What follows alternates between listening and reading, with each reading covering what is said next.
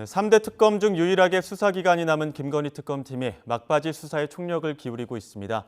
어제 윤석열 전 대통령은 처음으로 조사를 받았고 오늘은 개혁신당 이준석 대표가 피의자 신분으로 조사를 받고 있습니다.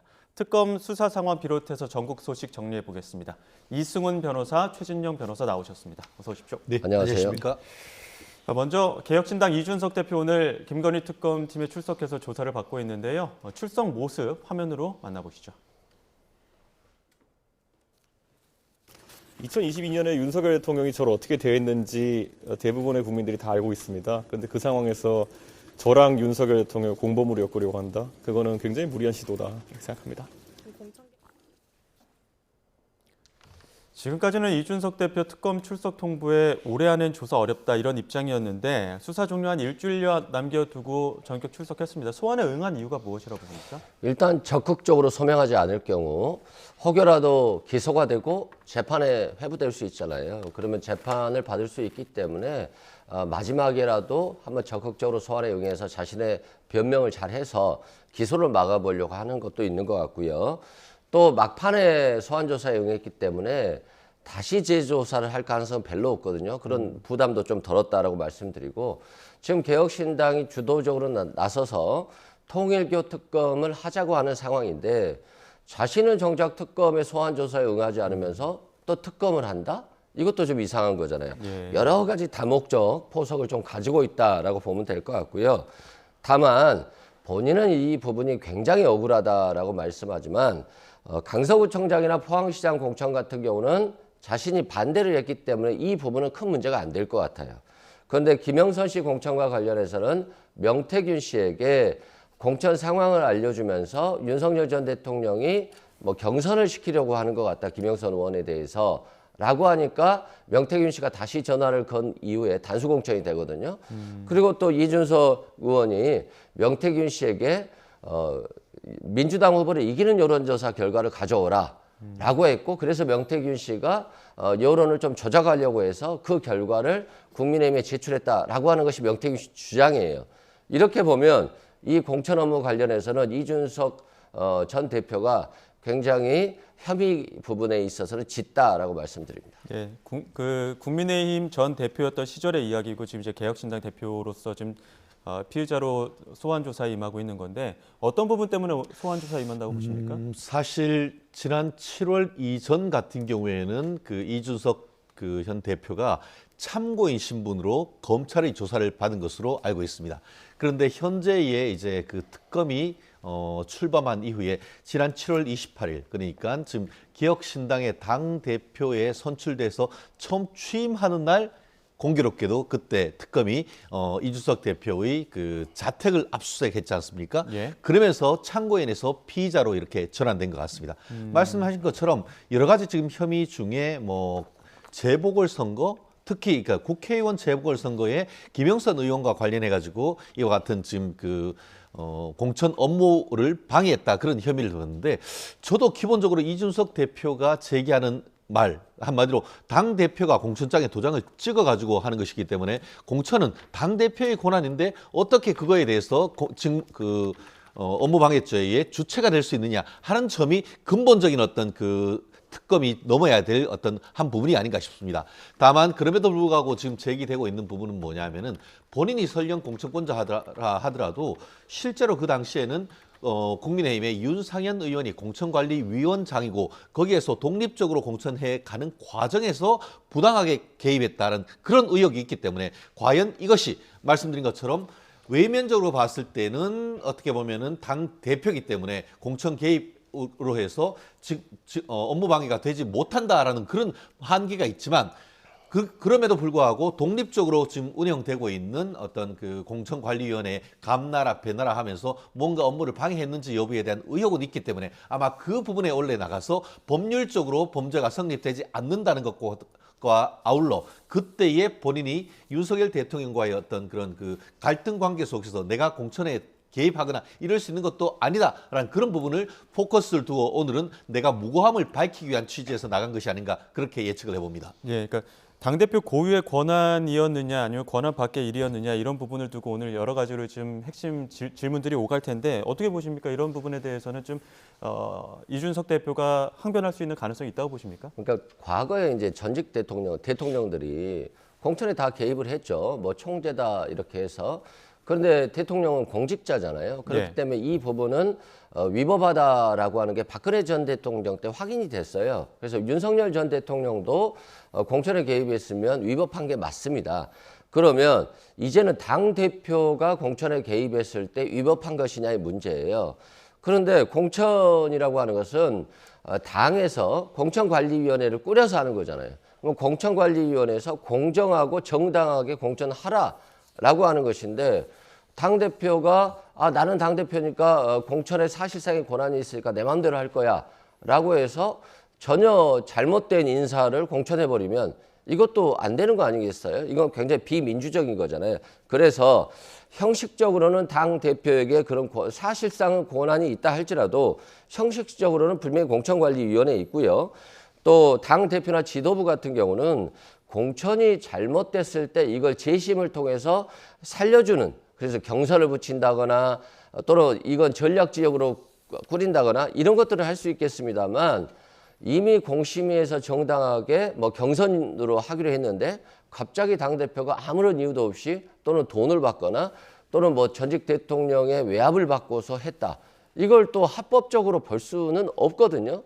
그런 측면에서 당대표도 공천 업무의 적정성과 공정성을 기해서 공천을 해야 되는 것이기 때문에 사실상 보면 당대표에게 공천권이 있으니까 내 마음대로 할 수 있어 라고 하는 논리가 통할 수도 있지만 법리적으로 보면 이준석 의원의 주장이 저는 먹히지 않을 것 같고 따라서 김영선 공천과 관련해서 부당하게 개입한 혐의가 상당히 짙기 때문에 특검은 이 부분에 한해서 기소할 가능성이 높다라고 생각됩니다.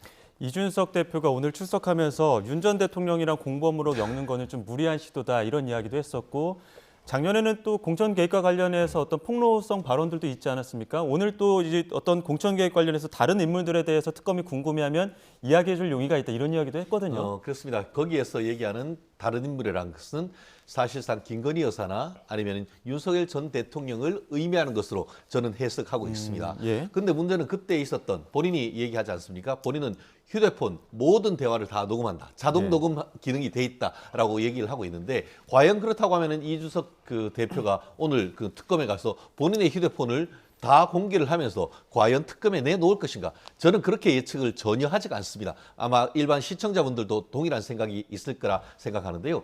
말씀드린 것처럼 권한이 있다 하더라도 그 권한이 남용되면은 직권남용 권리행사 방해죄가 되듯이 이번 같은 경우에도 도장을 최종적으로 공천권을 주는 도장은 당대표에 있는 것은 맞습니다. 그렇지만 독립적인 공관위원회의 업무를 방해했다라는 논리도 가능하기 때문에 과연 그 당시에 어떤 식으로 지금 그 이준석 당대표가 지금 그 재보궐선거 나아가 이 2020년에 있는 그 지방선거에 개입했는지 이 부분이 가장 핵심인 것 같은데요. 저는 그렇게 봅니다. 지난 그 검찰 조사 과정에서는 참고인으로 조사를 했단 말이에요. 그런데 예. 특검 같은 경우에는 압수수색을 하면서 피의자로 전환을 했고 결국 그러한 부분을 법률가를 통해서 이준석 대표는 그런 전체적인 본인의 신분에 대한 변동을 잘 알았기 때문에 이번 다가오는 11월 28일까지 어떻게든 출석하지 않음으로써 이 사건을 무마시키려고 했던 그런 나름대로 의도가 있었는데 지금 일주일도 채 남지 않은 상태에서 결국 나간 것은 결국 그동안 특검에서 나오라고 몇 차례 소환했음에도 불구하고 안 나가면은 결국 특검 같은 경우에는 체포영장 이런 식으로 해서 할 경우에는 정치적 타격이 상당히 예측되는 그런 상황 속에서 부득이 지금 그 변호인을 대동을 해서 나가는 것이라고 저는 보는데요.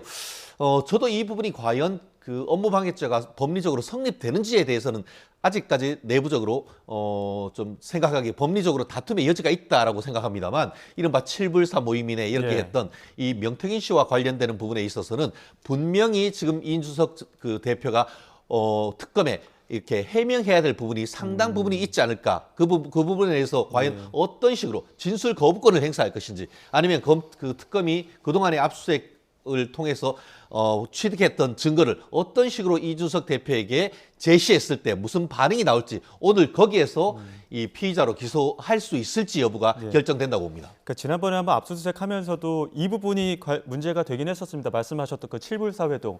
이 변호사님도 어찌됐든 김영선 전 의원이나 명태균 씨 관련돼서는 한번 특검이 들여다볼 법하다 이런 말씀 해주셨잖아요. 오늘 관련된 이야기들이 좀 나올까요? 그 7불사 회동 같은 경우는 개혁신당을 만들어서 할 때 김영선 전 의원이 윤석열 전 대통령에 대한 법률적인 비리들, 문제점들을 공개해주면 비례대표를 달라는 거잖아요. 예. 그런데 결국엔 주지 않았어요. 그래서 그것 자체는 법률적으로 문제가 안 될 것 같아요. 그러나 김영선 의원이나 명태균 씨나 또는 이준석 의원이 그만큼 7불사 회동을 할 정도로 그렇게 가까운 사이였다. 비밀스러운 얘기를 할 정도로 가까운 사이였다. 그러면 김영선 전 의원이 공천을 받을 때 정말 맞겠네. 이기는 여론조사를 가져와 달라라고 명태균에게 부탁을 하고 정말 명태균이 이기는 조사를 가져다 주니까 경선을 안 시키고 갑자기 단수 공천으로 바뀐 게 맞는 것 같다라고 하는 생각이잖아요. 그것도 윤석열 전 대통령이 경선 얘기를 했다라고 하는 정보를 명태균 씨한테 알려준 거잖아요. 그러니까 명태균 씨가 다시 김건희 씨하고 윤석열 전 대통령이 전화를 했을 거 아닙니까? 아니 한 번만 살려주십시오. 김영선 씨 단수 공천 주십시오. 했을 거 아니에요? 그러니까 이제 윤석열 전 대통령이 지금 윤상현 씨한테 전화를 하는 거잖아요. 공천해달라고 했겠죠. 그러니까 다시 윤상현과 통화하고 나서 윤석열 전 대통령이 명태균 씨에게 야 내가 김영선 공천해달라고 했다. 근데 당에서 말이 많네. 이러잖아요. 이게 지금 다 이 시나리오가 팩트처럼 다 확인이 되는 거잖아요. 그러면 이건 당연히 지금 이준석 전 대표가 공천에 부당하게 개입했고 순차적 암묵적으로 윤석열 전 대통령 부부와 연결됐다, 공모했다라고 볼 수 있어요. 예. 그런 측면에서 지금 이 부분은 지금 분명히 특검에서 윤석열 전 대통령과 이준석 전 대표가 순차적 암묵적으로 공모해서 부당하게 공천했다, 업무 파괴다라고 기소할 가능성이 매우 높다라고 생각됩니다. 지난 7월 특검팀이 이준석 대표 사무실 자택 압수수색했을 때 이준석 대표가 이거 압수수색 과정이 좀 불합리하다. 이를테면 한동훈이랑 검색어를 왜 넣느냐 하면서 이제 준항고 제기했었습니다. 근데 이거 법원이 기각하지 않았습니까? 이 부분과 관련해서 오늘 특검팀에서 조사가 조금 더 원활하게 이루어질 가능성은 어떻게 보십니까? 그렇죠. 결국은 이제 그 전격적으로 본인이 그 개혁신당의 당 대표로 취임하는 날 이 그 전격적으로 본인 자택에 대한 압수수색이 있었고 그 과정에서 컴퓨터에 대해서도 압수수색을 했습니다. 그런데 영장에 기재된 범죄 사실 같은 경우에는 말씀드린 것처럼 당 대표로서 공천에 어떻게 보면 부당하게 개입을 해서 업무 방해를 했다라고 하는데 갑자기 뜬금없이 거기에서 한동훈이라는 키워드가 왜 나오냐. 한마디로 그 압수수색 같은 경우에는 그 영장 기재 범죄 사실과 직접적 관련성이 있는 사건에 대해서만 압수수색을 하고 포렌식을 할 수가 있는데 그 사건과 벗어난 부분과 관련해서 한동훈이라는 키워드를 넣는 걸 보고 그에 대한 압수수색 결과에 대해서 증거 영역을 부인시키려고 하는 그런 나름대로의 어떤 법률적인 절차였지 않겠습니까? 그런데 지금 법원 같은 경우에는 최종적으로 지금 이 부분에 대해서 준항고를 했지만 그 준항고가 그 이유가 없다라고 해서 최종적으로 특검의 압수수색했고 그 절차에 문제가 없다. 결국 그 당시에 이준석 대표의 컴퓨터에 대한 자료를 압수수색했고 그 내용의 증거 능력이 인정된다라는 취지가 된 것이죠. 그렇기 때문에 오늘 같은 경우에도 그와 같은 압수수색해서 했던 포렌식 그 결과를 들이대면서 이 지금 객관적 물증과 이준석 대표의 말의 차이가 있다고 하면은 왜 그런지를 좀 오늘 지금 날카롭게 물을 가능성이 있는 것 같은데요. 말씀드린 것처럼 검찰에서는 이미 참고인, 한마디로 증인으로 나왔었는데 특검 같은 경우에는 피의자로 조사를 했고 피의자로 압수수색을 했기 때문에 과연 도대체 왜 한동훈이라는 키워드가 거기에 들어갈 수밖에 없었는 것인지 그것을 넘어서 어떤 식의 어떤 그 최종적인 어떤 그 객관적 팩트를 밝힌지에 대해서는 제가 미루어 짐작컨대 특검 같은 경우에는 이제 마지막 절차로서 엊그제 같은 경우에는 윤석열 전 대통령을 소환을 했고 이준석 대표를 불렀는 것은 그냥 면죄부를 주기 위해 하기보다는 어쨌든 간에 최종적인 확인을 해서 기소를 하려고 하는 의도로 읽히기 때문에 과연 이준석 전 대표를 기소할지 여부 저는 기소할 가능성에 방점을 두고 이 사안을 봅니다. 그러니까 앞서도 모든 통화 녹음을 녹음하는 분이기 때문에 그런 통화 녹음 파일 같은 것들이 어떻게 보면 PC로 별도로 또 저장이 되지는 않았을까 이런 부분들도 좀 보는 것 같은데 어떻게 보십니까? 예를 들어서 명태균 씨와의 통화 내용도 녹음이 됐을 거 아니에요. 본인도 매일 통화 녹음한다라고 했으니까 명태균 씨도 계속 매일 녹음하는 사람이잖아요. 예. 두 개 다 존재하겠죠. 그런 측면에서 이런 증거들을 확보하려고 했던 것 같고 두 번째는 한동훈 키워드를 넣은 것에 대해서 왜 이게 법원에서 준항고를 기각했느냐. 그러니까 압수수색 자체는 가능하다고 했느냐. 예. 한동훈의 키워드를 넣었다 할지라도 이준석 전 대표가 공천에 부당하게 개입한 부분과 관련한 것만 자료를 추출하면 되는 겁니다. 그러니까 한동훈이라는 키워드를 넣었다라고 해서 무조건 위법하게 되는 것이 아니라 예. 이준석 전 대표의 범죄 사실과 관련한 증거만 추출하면 되기 때문에 아마도 법원에서 기각을 한 것 같고 마찬가지로 한동훈이라는 키워드를 넣어서 증거를 확보했다 할지라도 이준석 전 대표의 공천 업무 방해와 관련한 외의 자료에 대해서는 압수수색으로서의 증거 능력은 없어요. 그렇기 때문에 아마도 한동훈이라는 키워드를 넣었다는 것 자체만으로 위법하지 않다라고 법원에서 판단한 것 같고요. 이준석 전 대표가 정말로 자신의 혐의 억울함을 주장을 해서 빠져나가려고 하면 명태균 씨 주장을 깨야 돼요. 명태균 씨가 이기는 조사를 가져다 달라고 해서 국민의힘에 줬다라고 하는 거니까 그런 지시를 한 적이 없다라고 하는 것을 명태균 씨와의 대화 통화 녹음 내용을 본인이 스스로 내면 되는 겁니다. 예. 이준석 전 대표의 성격상 분명히 어딘가에 이 통화 녹음을 보관해 놨을 가능성이 굉장히 높아요. 그런 부분까지도 고려해서 아마 특검에서 광범위하게 압수수색을 한 것 같은데 어떤 특검이 압수수색에서 성공했는지 여부에 따라서 향후 재판 과정에서 유죄로 인정하는 데 있어서는 또 결과에 있어서 차이가 날 가능성은 있습니다. 예, 윤 전 대통령 조사 내용들도 한번 짚어보겠습니다. 윤 전 대통령이 지금까지 특검의 소환 조사에 가장 격렬하게 불응했던 게 김건희 특검의 소환이었었습니다. 근데 이번엔 처음이자 마지막이겠죠? 아마 조사를 받았는데 이번엔 어떻게 소환 조사에 응하게 됐을까요? 저는 그렇게 생각합니다. 최근에 이제 그 이른바 내란 수괴죄와 관련되는 재판에서 거의 핵심적인 증인들에 대한 증언들이 어느 정도 이루어지고 있지 않습니까? 대표적으로 뭐 인원이나 요원을 끌어내라라고 했던 그 곽종근 특전사령관의 얘기라든가 아니면은 그 관련되는 어떤 뭐 인물들을 체포해라라고 하는 이 홍장원 그 국정원 차장 문제 이런 부분에 있어서 반대심을 통해서 상당 부분 이 핵심적으로 이 내란 그 우두머리와 관련되는 혐의를 핵심적 증거에 대한 신빙성을 상당 부분 흐트러 놓았다라고 지금 윤석열 전 대통령 측과 변호인들은 그렇게 생각하는 것 같습니다. 그러다 보니까 전체적인 재판의 흐름에 있어서 수세에서 공세로 이런 부분이 아닌가 생각을 합니다. 그러다 보니까 그 법정에서의 어떤 반대심을 통한 전체적인 어떤 무죄 전략에 상당 부분 탄력을 받았다라고 본인들은 스스로 생각을 하고 있고 그 과정 속에서 그러한 부분이 있다고 한다고 하면 나머지 다른 특검의 소환 조사에도 내가 무던히 어떻게 보면은 이거를 반대할 필요는 없다라는 내부적인 어떤 변호인과의 얘기가 있을 가능성이 있다고 생각합니다. 그리고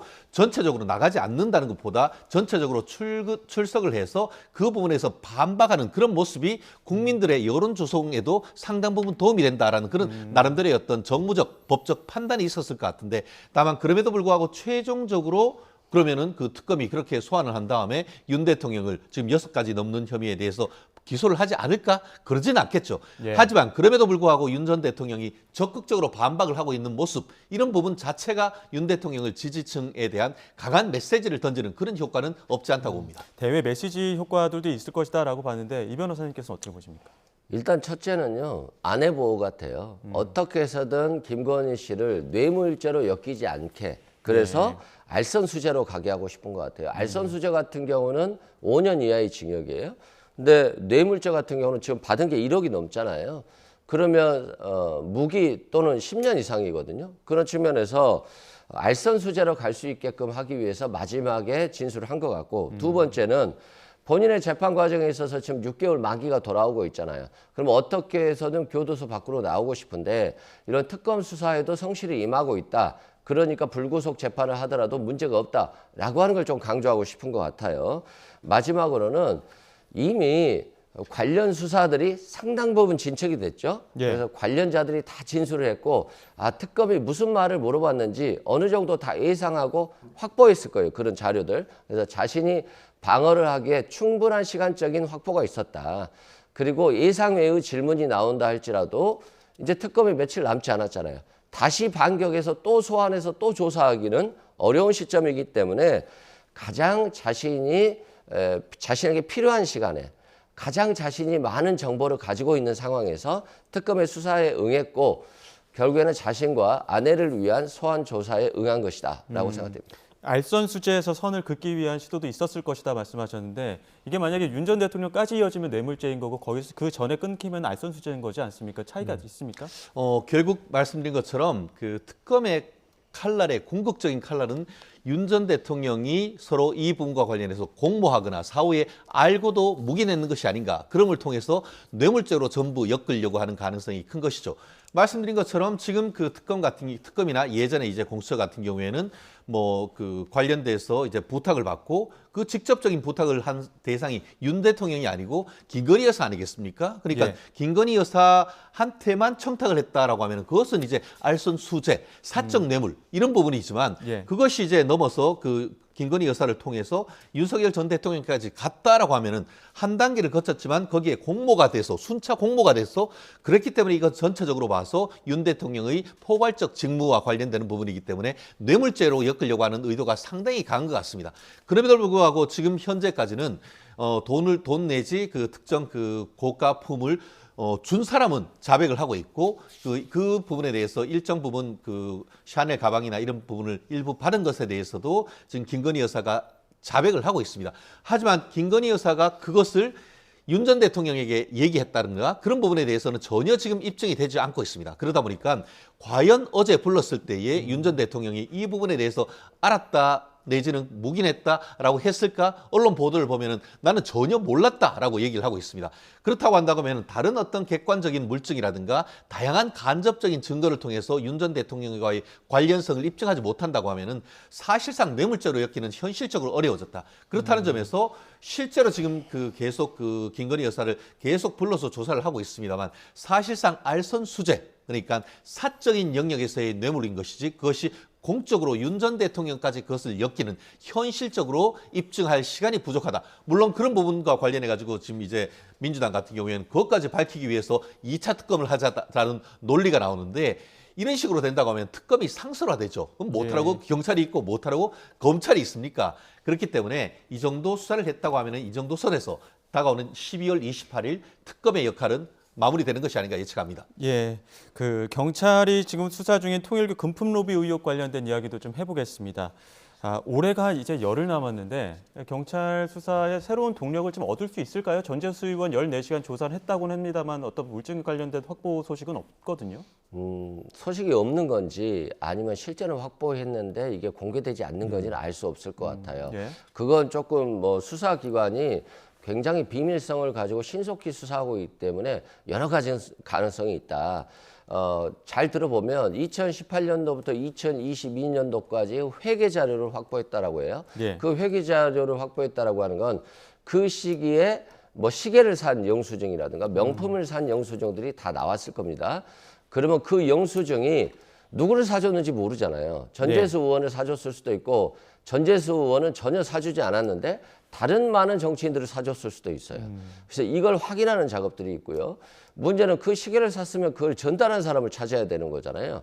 전달자를 또 찾아야 되는데 지금 통일교 측에서 적극적으로 수사에 협조하지 않을 겁니다.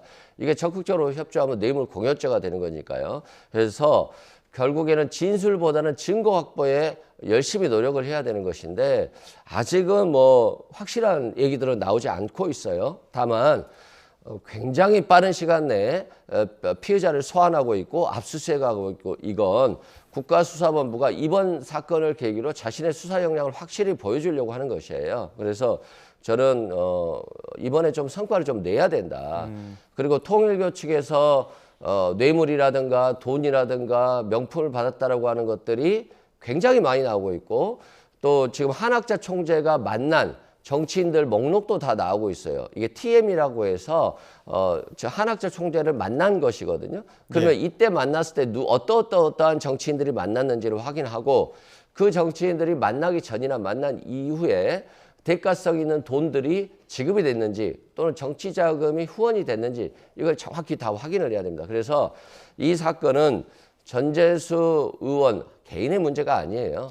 정치권 전반에 걸친 문제이기 때문에 이건 여야 정치권 전반이 반성하고 적극적으로 수사에 임해서 발본색원해야 된다라고 생각됩니다. 금액에 따라 다르겠지만 2018년 회계자료가 증거로서 효력을 얻으려면 당장 지금 열흘 안에는 회계자료에서 뭔가 나와야 되지 않겠습니까? 나올 가능성은 어떻게 보십니까? 이미 압수수색 영장을 신청을 했을 때 즉시 나왔다는 것은 상당 부분 사실상의 어떤 그 특검에서 압수수색을 특히 이제 천정궁에 대한 압수수색을 하면서 했던 자료가 근거가 됐기 때문에 법원이 신속하게 압수수색 영장을 발부했을 것으로 짐작이 됩니다. 그리고 최근 여러 언론 조사를 보면은 실제로 지금 그 뭐 김건희 여사에 대한 뭐 샤넬백 때도 보면은 그것이 누구한테 샀는지 보증서 이런 걸 통해서 다 확인이 됐지 않습니까? 1,000만 원대의 이 까르띠에 시계나 이런 그 불가리 시계 같은 경우에도 다 그것이 일련 번호가 있고 그에 대한 보증서가 있습니다. 그렇기 때문에 이런 정도에 대해서는 이미 특검의 압수수색, 나아가 지난번 이 검찰의 압수수색을 통해서 확보했을 가능성이 상당히 높다라고 생각합니다. 그렇기 때문에 그런 부분도 언론 보도에 일정 부분 나오는 것을 보면은 그와 같은 물증을 들이대고 지금 우리 김재수 의원에 대해서 전재수 의원에 대해서 지금 그 어떤 그 압박을 했을 것이라고 예측을 하고 있고요. 다만 저는 어떤 부분을 보고 있느냐 하면은 과연 지금 그 국수본이 전재수 의원에 대해서 구속영장을 과연 청구를 하는지 오히려 저는 거기에 좀 관심이 있습니다. 네. 나아가 지금 처음에도 4천만 원 플러스 1,000만 원대 시계 2개 했다고 하면은 사실상 그 자체로서도 3천만 원을 훌쩍 넘습니다. 아시다시피 3천만 원의 기준이 왜 문제가 되냐 하면은 형법상 뇌물 같은 경우에는 3천만 원 이하지만 3천만 원이 넘으면 특정 범죄 가중처벌법상의 뇌물로 가고 형이 훨씬 높아지며 나아가 그에 따라서 공소시효도 훌쩍 10년이 넘어갑니다. 그렇기 때문에 이 부분에 있어서 신속하게 한 것과 아울러 지금까지 특검이 지금 천정군에 대한 압수수색 조사 결과 상당 부분 그 증거를 가지고 있을 가능성이 높기 때문에 저는 전재수 의원에 대한 구속영장 언제 청구할지 그것은 수순이라고 지금 예측을 합니다. 예, 알겠습니다. 여기까지 듣도록 하겠습니다. 지금까지 이승훈 변호사, 최진영 변호사 두 분과 함께했습니다. 고맙습니다.